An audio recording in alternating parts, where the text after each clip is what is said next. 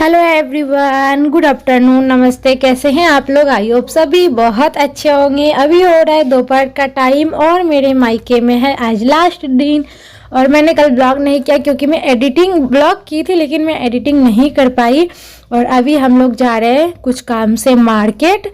मेरी बहन को आज फिर से बैंक जाना था कोई काम से। इनको हम बैंक में छोड़ देंगे बहन को, और मैं थोड़ा आगे चली जाऊंगी क्योंकि मेरा जो स्लीपर है ना वो टूट गई अचानक से। तो मुझे लेना है अपने लिए एक चप्पल। तो चलिए हम ले करके आते हैं। फिर बस बाजार में ना मैं सोची और फिर मुझे भूल गई कि मुझे व्लॉग करना है। और ना मतलब बाजार में जब नए जगह कहीं जाओ ना तो फिर अपने आप में ना नहीं हो पाता है, नर्वस सी हो जाती हूँ। मैं ब्लॉग आगे नहीं की और मैं मार्केट से आई और यहाँ पे देख सकते हैं मम्मी क्या क्या तैयारियां कर रही थी। आज दो चूल्हा बना है। एक पे मैं बना रही हूँ चाट, फिर से बना रही हूँ, लेकिन इस बार मैं पापड़ी चाट बना रही हूँ। उस दिन मैं समोसा चाट बनाई थी तो पति देव को आज खिलाऊंगी बना करके। तो नाश्ते में मैं इनके लिए चाट बना रही थी। और इधर ना बहन जब जैसे ही आई तो मम्मी ना पूरा मिला वगैरह के जो मिला करके ठेकुआ बन रहा है, जो मिलाना पड़ता है ना, वो सारा मम्मी करके रखी हुई थी। और यहाँ पे देखिए मेरी बहन बना रही है ठेकुआ। जब मैं जाऊंगी ना तो फिर मुझे ये संदेश में मिलने वाला है। तो मैं सोची शेयर ना करूँ, फिर मैं सोची कि आप लोगों से क्या छुपाना जो है। चलो तो फिर यहाँ पे ना बाहर में ही मतलब मेरी बहन ना नीचे गैस पर बना रही थी तो मैं ही बोली कि चलो मैं ब्लॉग मैं भी करूँगी, तुम भी छत पर ही डबल चूल्हा जला लेते हैं। तुम लकड़ी का चूल्हा में करना और मैं कोयला का चूल्हा में करूँगी। तो फिर दोनों छत पे ही बैठ के और मेरा ब्लॉग भी हो जाएगा, अपने फ्रेंड से मैं शेयर भी कर लूँगी। तो फिर हम दोनों ने पहले डिस्कस किया नीचे में, फिर आके छत पे ही ब्लॉग भी कर रही थी। और यहाँ पे मेरा बन भी रहा था। तो ये देखिए मेरी बहन ठेकुआ बना रही है और मैं बना रही हूँ चाट। तो आलू और जो मटर है ना वो नीचे से पहले से उबाल कर लेते आई थी। और ये 15 से 20 दिन तो मुझे हो गए होंगे आने से। कैसे बीत गई पता नहीं चला। आने का बारी होती तो कितना खुशी होता है ना मन में, और जब जाने की बारी होती मन थोड़ा उदास और दुखी सा हो जाता है। जाना तो हमें हर हमेशा उसी घर में है क्योंकि लाइफ टाइम अब हमारा घर उसी घर में निकलेगा। फिर भी ना मायका का एक सुकून जो होता है ना वो सबसे हटके है। मतलब आने के बाद सारा थकान टेंशन जितने भी होते हैं ना वो कहाँ चले जाते हैं, मतलब छू हो जाता है, पता नहीं चलता है।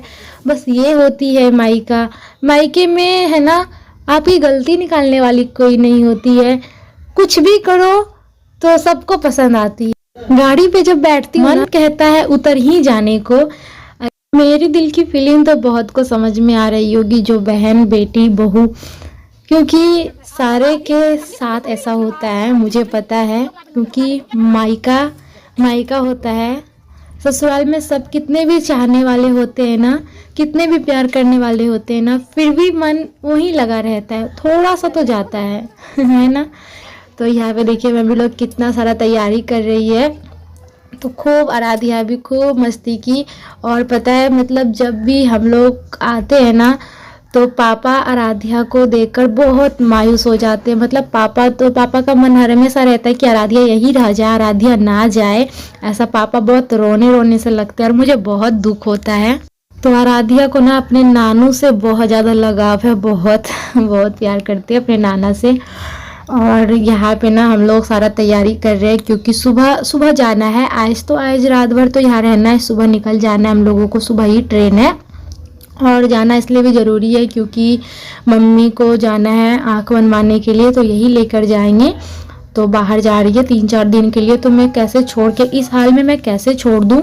तो सब चीज़ को लेके चलना होता है, सब चीज़ को मिलाकर चलना होता है। अगर मायके का मुझे दुख है तो मुझे ससुराल का भी दुख है, अगर मायके का मुझे खुशी है तो मुझे ससुराल का भी खुशी है।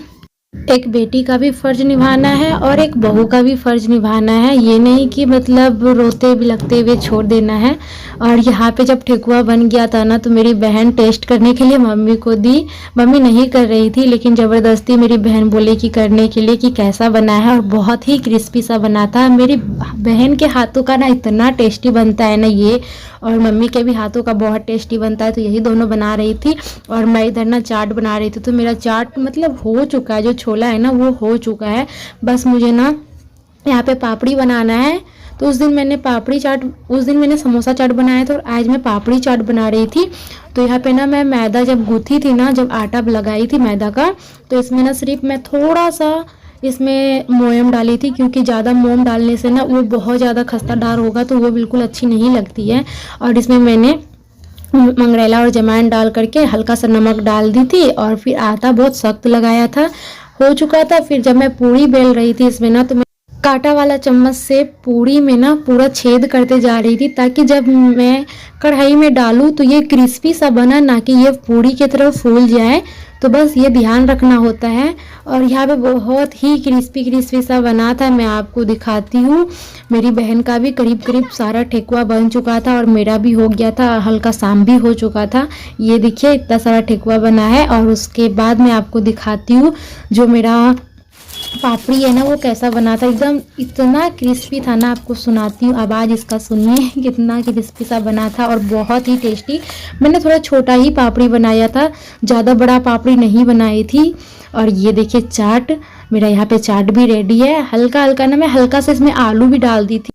और अब ना मैं चाट लगाती हूँ, और फर्स्ट टाइम पहले मम्मी को दे दी थी और फिर मैं इनके लिए लगा रही थी, तो इनको भी खिलाऊंगी। मेरे हाथों का चाट तो इन्होंने कई बार खाया है, लेकिन ये वाला फर्स्ट टाइम पापड़ी चाट मैं बनाई हूँ। जब मैं पहले बनाती थी ना तो मैं कचौड़ा चाट बनाती थी, इस बार मैं पापड़ी चाट बनाई हूँ।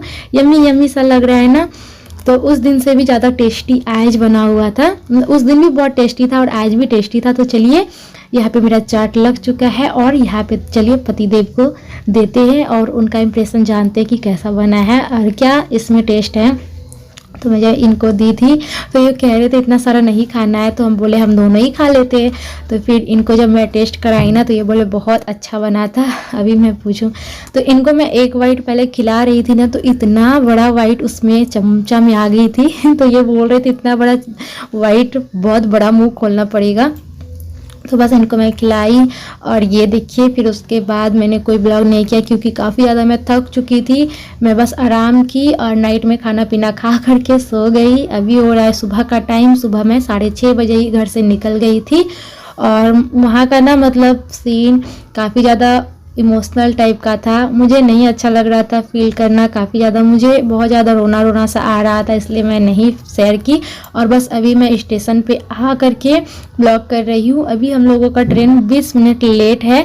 तो ये है हम लोगों का स्टेशन। आप लोग पूछते हैं ना कि आप लोग कहाँ से हैं दीदी, तो मेरा मायका जो पड़ता है ना वो आप लोग बहुत कोई जानते होंगे, बहुत कोई नहीं जानते होंगे। साहेबगंज मिर्ज़ा चौकी हम लोगों का मायका, मतलब मिर्ज़ा चौकी हम लोग उतरते हैं और उससे आगे हम लोगों का जाना होता है थोड़ा सा, मतलब 10-12 किलोमीटर यहाँ से मेरा घर है। और फिर अभी हम लोग ट्रेन पे बैठ गए और आप लोगों को पता है मेरा ससुराल है जमालपुर, जो कि मिर्ज़ा चौकी से करीब 150 किलोमीटर तो हो ही जाएगा। और पता है यहाँ पे आ गई थी मेरा फेवरेट झालमुड़ी, जो कि मुझे बहुत पसंद आता है।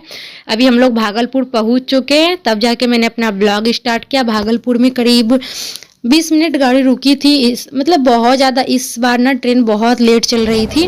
तो बस झालमुड़ी हम लोगों ने एंजॉय किया। और वहाँ पे सुबह सुबह ना बिल्कुल भी खाने का मन नहीं कर रहा था, मम्मी ज़बरदस्ती बोल रही थी कि नाश्ता बना देते हैं, लेकिन हम लोगों ने नाश्ता नहीं किया। बस हम लोग स्वीट खा करके निकले थे, कुछ मीठा खाकर निकलना चाहिए घर से। और बस अब मिलते हैं आप लोगों को कल अपने ससुराल पहुँचकर। तो चलिए इस ब्लॉग को यहीं पे एंड करते हैं, बहुत ही जल्द मिलेंगे प्यारे सा ब्लॉग के साथ। टाटा।